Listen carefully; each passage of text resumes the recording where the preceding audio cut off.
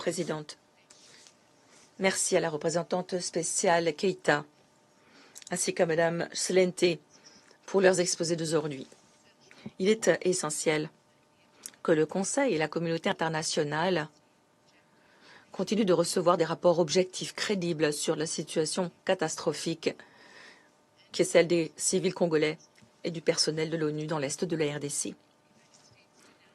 Les États-Unis dénoncent les discours toujours plus antagonistes émanant de représentants du gouvernement rwandais et du M23 appuyé par le Rwanda, notamment des menaces visant les dirigeants de la MONUSCO et les fausses allégations disant que la MONUSCO appuie les FDLR. Ces déclarations sont inacceptables et irresponsables, en provenance de le Rwanda en particulier, qui est un grand contributeur au maintien de la paix. Les États-Unis condamnent vigoureusement les avancées du M23 et des forces de défense rwandaises dans le nord Kivu et dans le sud Kivu. Nous nous félicitons des efforts déployés par toutes les parties dans le cadre du processus CAE-SADC et notamment de l'engagement à parvenir à un cessez-le-feu permanent et sans condition. Cependant, signer des communiqués n'est qu'une première étape.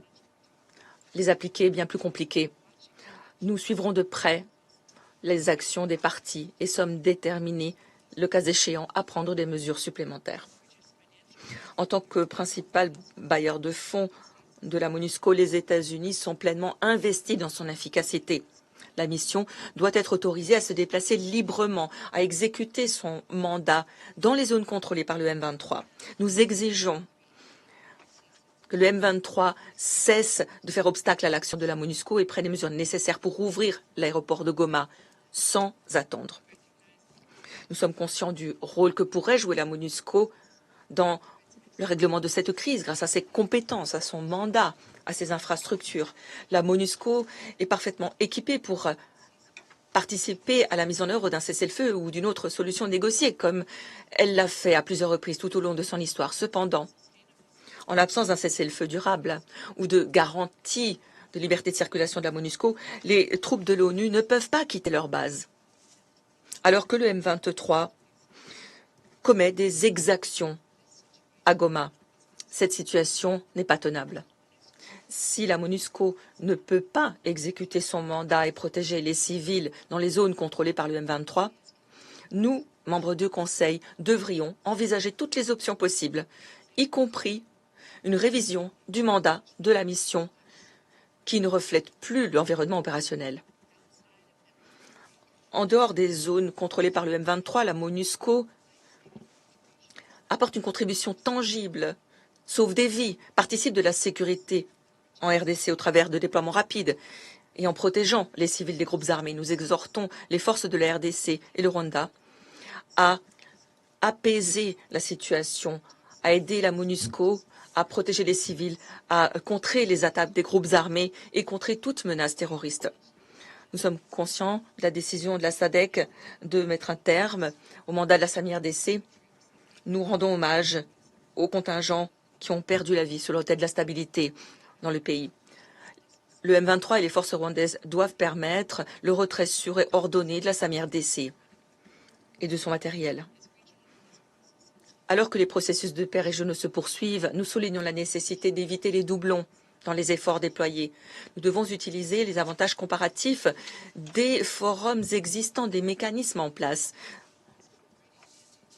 notamment ceux qu'appuie déjà la MONUSCO. Qui plus est, si les acteurs régionaux souhaitent confier un rôle à la MONUSCO à l'appui de ces processus, ils devraient faire en sorte que la MONUSCO puisse participer aux discussions. Enfin, 2 mois après que le M23 et les forces rwandaises aient pris Goma, et plus récemment Bukavu et Walikale, nous soulignons la nécessité de maintenir les pressions sur toutes les parties pour qu'elles travaillent de bonne foi en vue d'un règlement diplomatique au conflit dans l'est de la RDC. Nous devons renoncer à ce fantasme d'une solution militaire court-termiste et opter pour une paix durable au travers d'investissements régionaux et internationaux qui permettront à la région des Grands Lacs de tirer parti de ces vastes richesses naturelles. Je vous remercie. Je remercie.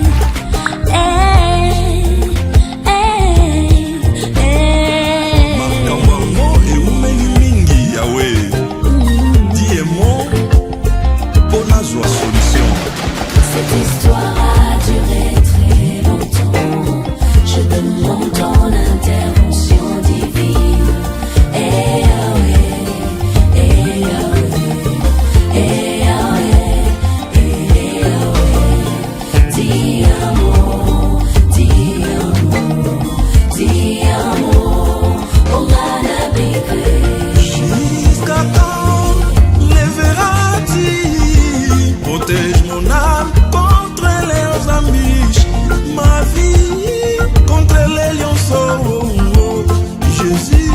Je laisse ma vie entre tes mains. Ma vie